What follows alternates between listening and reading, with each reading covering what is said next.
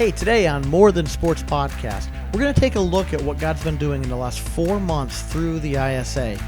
Big things have happened, larger than we had anticipated even in this amount of time. And so I want to highlight some of them and let you know what's happening through what you're doing as you're partnering with the ISA. This is More Than Sports.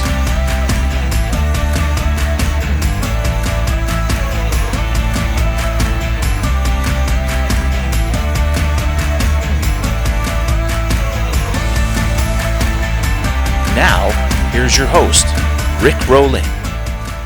Hey, welcome to More Than Sports. I want to give you an update on what's going on. First, let me start off in John chapter 4. This is really a theme verse to what God's doing with the ISA. Jesus says, do not say 4 months more and then the harvest. He says, I tell you, open your eyes, look at the fields. They are ripe for harvest. I love this. He says, don't say someday there's going to be a harvest. He says, open your eyes, look up. The fields are ripe for harvest. I want to encourage you just in your life. A lot of times we spend our lives looking down, and when we look down, we just see junk. God says, look up. Look up. Open your eyes, see something that other people aren't seeing. If you start to see a harvest, you're going to see things that other people aren't seeing. If you start to see positive things, you're going to see what other people are not seeing. You see, right now, the world is seeing all the dirt. But if you look up and open your eyes, you're going to see the amazing goodness. So I'm just here today to tell you that God is doing some incredible things in America, in my little town, and all over the world. The harvest is ripe, and God is doing some good things. But it does require you to get your eyes off your little feet, off the ground, look up, open your eyes. There's a harvest out there. So I want to just share with you some things that are happening. Right now, we have, give or take a couple, there are 29 locations worldwide where the ISA is working. That's amazing, because at the beginning of the year, if you went to New Year's Eve 2020, we had about 4 locations, maybe 5 if you exaggerated a little bit. And so in this little bit of time, in these 4 months, we now have 29 locations, and there's 4 of those locations that we're soon to head back over, and they are they're over large organizations, like thousands, and so we're going over to train some of their trainers, their master trainers, who will in turn train others. Just for instance on that, hopefully shortly this summer, we're heading over to Ghana, and we're going to work with 2 organizations over there and train their master trainers, and we'll set up national training teams in the nation of Ghana, and they will in turn train all the other people who want an ISA club in this thing. So we're working with these ambassadors that they would be our trainers, and the people that we are working with, they're overseeing thousands of churches and who want to begin using sports ministry. So we're talking, when I say 29, I'm saying 29 that are ready to explode down their organization. I just want to give you some highlight a few. One of the things that has happened is through J. Paul, the ISA has gotten very strong in India. And in January, we started many things over there, including on the campus over there of Rescuing Lives. We've started having build a batting cage for cricket. That's an interesting thing. It's a very large cage with netting where they work on cricket skills. Very unusual to have that. It's a batting cage much like you would see at a ball field in America, a baseball field, but it's larger, higher, and it's for cricket. So unique in India. So people are coming from all over to work on their cricket skills.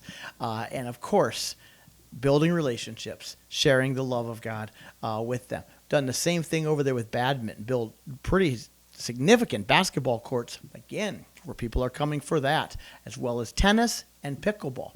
One of the things that's cool about that, not only is it reaching out in India to the area places and churches are starting to use it for ministry, but a lot of the work that J. Paul does over there is rehabilitating ladies who have either been widowed or abused or even trafficked, takes them into a training school, and it's part now it's part of the if you want to say the curriculum in rehabilitation is using sports. He's found that it's to train these people in how to even enjoy life and how to do things that make them smile. In America, if you're listening to this, you might say, well, that's pretty basic. Not if you've lived your life being abused. And so it's a huge thing to train somebody also how to have pleasure, how to have recreation. And so it's a big deal. So things are really exciting in India. Encourage you to be praying for the nation of India now as they're going through a lot of issues with COVID. It's very bad over there. We've talked to a number of our people. Very difficult times. So be praying for India. And as well, I bring you good news of what's happening in India. Be praying because it's a difficult time now as well. Well, let me go through a few of these things. Let me introduce you to my buddy, Pastor Jonathan. Absolutely tremendous man. He and Sadiq go back many, many years. And really early on in Sadiq's walk with Jesus, Pastor Jonathan, we sometimes call him Roger. He goes by both names. Pastor Roger was very influential. The two of them kind of were the iron sharpening iron. So 20-some years later, we've reconnected with him for ministry. Well, our buddy over there he has such a heart of evangelism and such a heart for young people. He's taken the use of sports to a whole nother level. He works with about 8 different nations, and he's in so many circles of leadership and churches that he's been going strong with so many of these area things and taking in the method of using sports to reach the young people. One of the things that he's doing, we're sending some things over to him this week, actually, Friday. We're sending over something. We're sending over reflective, like construction. You see them on construction sites, the reflective vests. And what he's going to be doing with them is he's taking them and is going to give them to motorcycle taxis. They're every country. I mean, there's every country in Africa that I've been in has had motorcycle taxis. It's very cheap. Way to get around. You jump on the back of a motorcycle, you drive. They're everywhere. I've been to times where you stopped, you thought it looked like a race, like maybe 500 motorcycles at a stoplight and revving their engines, and the light turned or the officer let them go, and boom, it looks like somebody took off in a race. They're everywhere over there. It's very unsafe. A lot of tragic things happen, a lot of accidents, of course. So one of the things that Roger's going to be able to do is give reflective vests to these motorcycle drivers. And in doing so, he's not only working in the area, the village, the city, to improve it, but he's also blessing these guys, and he'll be able to have access and build relationships with them. So that's the unique thing that's going on. The other thing we're doing is we're sending over jerseys, lots of jerseys, because you can see we just have suitcases full of jerseys. And why we're doing that is because Roger has gone, and in almost every street, seemingly, in Conakry, he has started a soccer team. And so each neighborhood basically has started a soccer team. So he's reaching out to the young people, and the churches are establishing a soccer team in each neighborhood. And so all these neighborhoods are given opportunities to play soccer. That's a huge deal. We're going to take them over uniforms. So they're going to have, these 12, 15, however many kids have the same color shirt at least. And then they're able to even play each other. And then the whole time, ministering, meeting them, connecting them with adults who will help them in their life. And so this is in Guinea, a country we haven't even been to yet, where we have at least 4 clubs have started. And so that's a really big deal. And so pray for people like Pastor Roger. He is absolutely doing the work, and he's carrying it all over the place as he's just reaching hundreds and hundreds of new kids almost every day with the gospel of Christ. Want to also jump over to East Africa, back to Kenya. This guy right here is our buddy Stevo. Stevo is an awesome guy. He's there with Sadiq. We were over there last month, and we spent some time with Stevo. I've known Stevo for years. Probably I go back at least 10 years with him, and he was our driver for many years. He had a little business with his car, and we would hire him a lot when I was over there going to pastor conferences, and he would drive us. I mean, some of the craziest places. He was our driver. We fell in love with Stevo, just a great guy, great driver, all of that. Well, over the years, as we knew him, he felt a call to go into ministry. Went and did some Bible training, got ordained. He's pastoring a church now. And so he has a real heart for young people, and they're all over the place. So he has started to really go after young people. I don't think I have a picture of. No, I don't. He just sent us this morning, sent us a number of videos of he's begun outreaching. We gave him, last time we were over there, we gave him, I believe it was 3 soccer balls. And so what he's doing, just started it this week because kids are on break, he's begun to put together teams, bring young people together.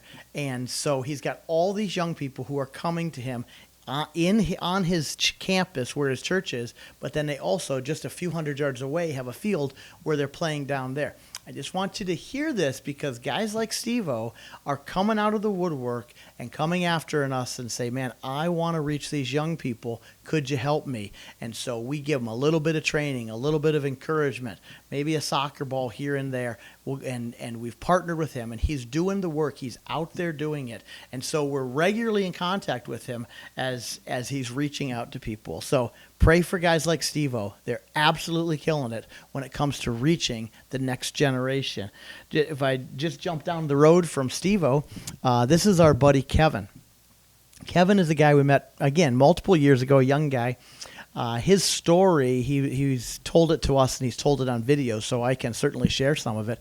He actually grew up in the area where we've met him. He grew up in a slum, steeped in poverty. He says he didn't have electricity for, I don't know, I think he said in high school he went to a place that had electricity. But Kevin is just crazy on fire for Jesus and is going after the young people to help them and to give them hope all over the western region where we're working. What Kevin is doing is he's really taking this to another level because he has a lot of energy, he has a lot of passion, he has some time on his hand, and he says, I'm going to go after the young people of Kenya. And so he's going places and helping set up teams, and then sharing the word with them. This is looks like about, I don't know, 20, 30.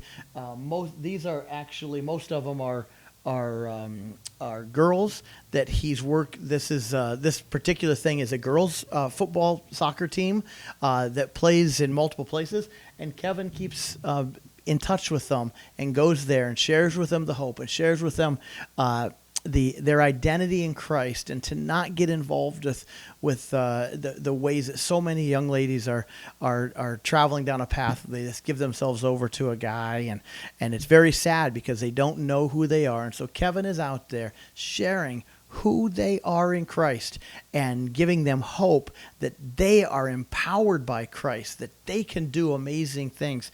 So this kind of stuff is going on all the time. So when we're right now in the States, a lot of what we're doing in the States is a lot of this takes funding. So we're raising funds, we're coordinating, we can do a lot of training from here, and we're getting the message out as this is expanding to large amounts of areas.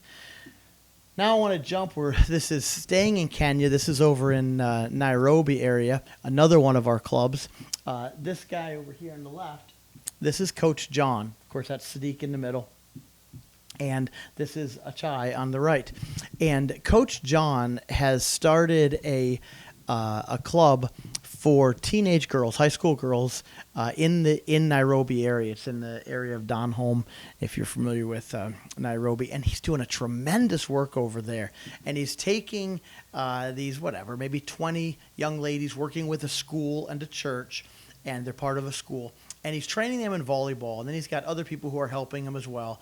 And then he's training them in life, and he's giving them hope. And if you want to break cycles of poverty, if you want to break a pattern of abuse, if you want to break just demonic strongholds, you've got to go after young people and train them in the things of God and have them know who they are in Christ. And I'm telling you, the ladies that we've met over there, they believe in a future. They have hope. They don't see where maybe their families even come from and that they're destined for that. They see God has good things for them. So I just want to shout out to guys like Coach John in our locations over there, who is absolutely out there all the time training these young ladies, not just in volleyball, although they're very good at volleyball.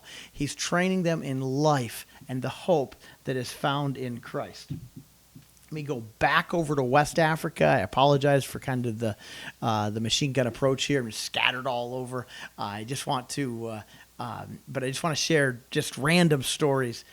This lady right here in the stripes, one of the coolest ladies, one of my heroes in the kingdom. Her name is Edith, and she's in Togo, and she's been ministering the gospel for many, many years, all over the world, really. She was involved with YWAM for many years.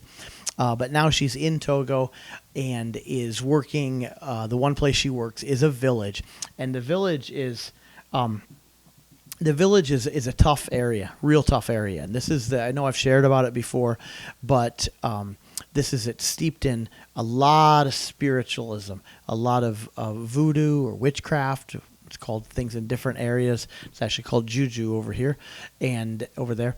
And a lot of ancestral worship, just really rough thing. Very difficult place to share the gospel. She's begun, though, to reach the young guys by taking over soccer balls. And she's got all these guys there. Look at all these young men here. Before, she says, I can't reach any young guys. I can only reach a handful of women and some children. She says, let's go after them with sports.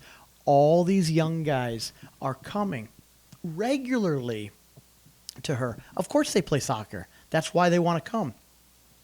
But every time they come, they're hearing the gospel. They're hearing the hope of Christ. They're meeting quality people who will help them with life and give them a hope for a future. And so people like Edith, they're out there. It takes hours to get to this place. She goes out every weekend. She can only stay, I think she can stay 3 nights because of where she sleeps. It actually gets really difficult on her body, and so she can't stay there all the time. And so she's just out there reaching these people. And I know I've shared this before, but there's 5 other villages that have come to her nearby, and they said, we want to start doing this too. And so now she's given a platform to reach even up to 5 villages similar to this villages. Before, she was in a village that was, she was persevering and was faithful. And she was reaching the people she was reaching. But God has expanded her influence so much, not just that the young guys have come to hear her and to play soccer, but she's now reached out to 5 other area villages and they're drawing them in. And so there's just really cool things going on. This particular one's in Togo. Want to shift to baseball because we're doing. There was a pretty cool thing that happened in Warren County with baseball. Some of our friends from here, they're softball people and baseball people, and they found out what we were doing, in particularly in Ghana, in West Africa. They were some of our friends here, actually the ones who connected us to the baseball people in Ghana. So we connected with them, and our buddy over there, Victor, leads it, and they've got a whole bunch of people playing. I'm not sure what pictures I have here. Wow, there's just more pictures. But they've got all kinds of girls and boys playing baseball. And so they're training in baseball because baseball is gaining in popularity in Ghana. And we were actually able to connect with the national team and things like that. And so, but they collected a lot of equipment, a lot of gear. Not this glove. This glove is from like 1945, but this happened to be in my office.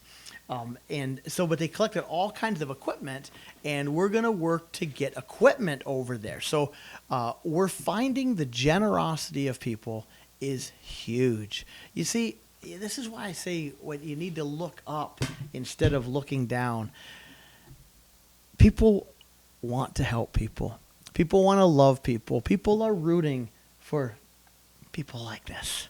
I can't remember their names. I know this girl's name is, this girl's name is Jackie. People are rooting for Jackie because they want the best for her. They believe in her future. And so, man, we got so much baseball equipment given to us.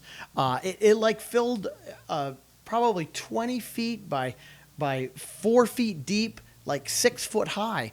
All from just a little town where we're from, because people said, we are in. I'm telling you, look up. Open your eyes. Quit watching trash and quit looking down at garbage. Look up, open your eyes, and you'll see the harvest is ripe. There's so much out there, the good that's happening. And so this is an example of it. I love what's happening in Ghana. So I just wanted to highlight some of these areas for you, some of the countries that we're in, some of the things that are going on. We are literally getting requests at least a couple every week, at least. I mean, from word is getting out. Obviously, social media is a big time thing, and other areas people are talking. They see this, they see that going on, and so people want. Just for instance, the motorcycles and the vests. I posted a picture of what we're sending over to Guinea. I think I posted that recently. And so I had people from 3 other countries in Africa contact me and said, hey, we want to do that. They said that our drivers it's a hard population to break into. It's like almost like a gang type thing, not quite, but it's it's a closed circle of a subculture. And they said we could reach out to them and give them those and love them. So I literally had 3 other countries approach me about doing in their country what we're doing in Guinea. So now we need to get into vests. So if you want to, these are little things though. If you say, well, gee, how can I help? Money is the easiest thing because we can buy vests with it. We can ship things with it. We can buy what we need, soccer balls and other things to get those out there.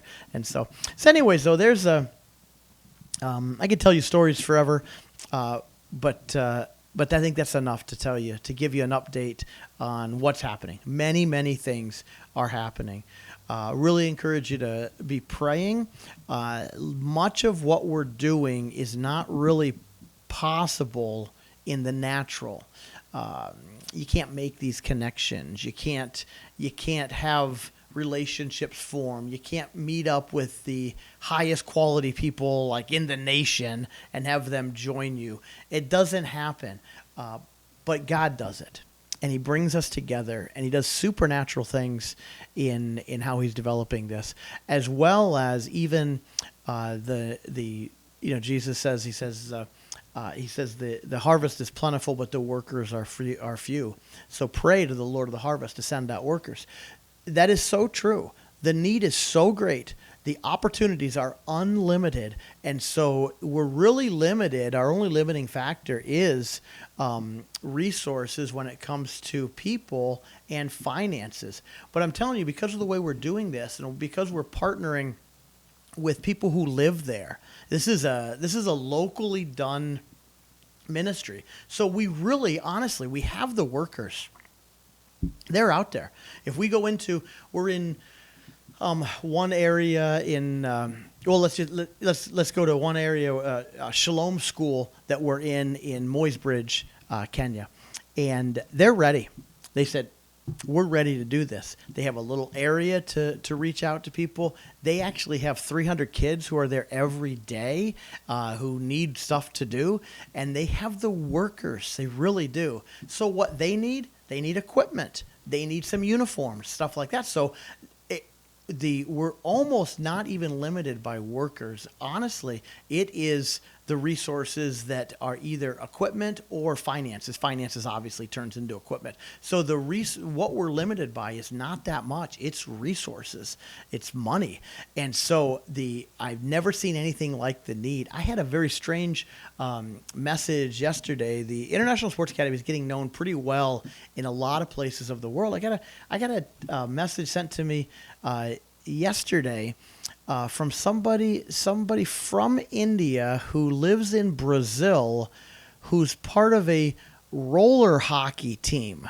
Go figure that one out. An Indian in Brazil playing roller hockey. Well, it's a large organization, this roller hockey thing, and they said, we want in. We want in to be able to reach out to our community and be able to join you and to use our talents of roller hockey to reach our area. And I thought, wow, that was not on my radar. Roller hockey in Brazil run by a guy from India. But you never know, right? So, but anyway, so God's really doing some cool things. Just huge thank you in your partnership. We as always, head to isasports.org. You can check out what's going on, watch some things. I encourage you to share that with your friends. Watch some of the videos on there, the promo videos that are going on. You can give on there. It's a very easy way to give. And I'm telling you, this anything you give is going pretty cool right to people like these young ladies right there, and it's changing lives. And it's not just the young people. The workers' lives are being changed because they're given a platform to operate under. They're part of something big. They know it's something big. One of the reasons that we are called the International Sports Academy is because you feel like you're part of something big, and you are. And so you're part of something that's reaching thousands of kids in multiple nations. We're in 7 different countries right now, and God's doing some cool things in these locations, and we're so close to expanding to where it becomes so big that it's beyond just knowing all the people who are running it, because God's after young people. He just is. And the heart of the people who are joining us is so big. I love working with people who have a bigger vision, even almost bigger than what I can imagine. And so it's very exciting to partner with that. So listen, thanks for tuning in and sharing some things, listening to us. I encourage you to subscribe to, if you're watching us on YouTube, subscribe to our YouTube channel. And if you're watching us on some social media, share it however you can, because the more we can get the word out, the more young people can be impacted, both now and for all of eternity. God bless you, and thanks for tuning in. Hey, thanks so much for tuning in today on the More Than Sports podcast. If you like what you're hearing, we have others. We try to come out with one every week. You can check them all out at morethansports.net. That's morethansports.net. Go there, subscribe, share it with other people, tell your friends about it, and hope you're encouraged every time you tune in.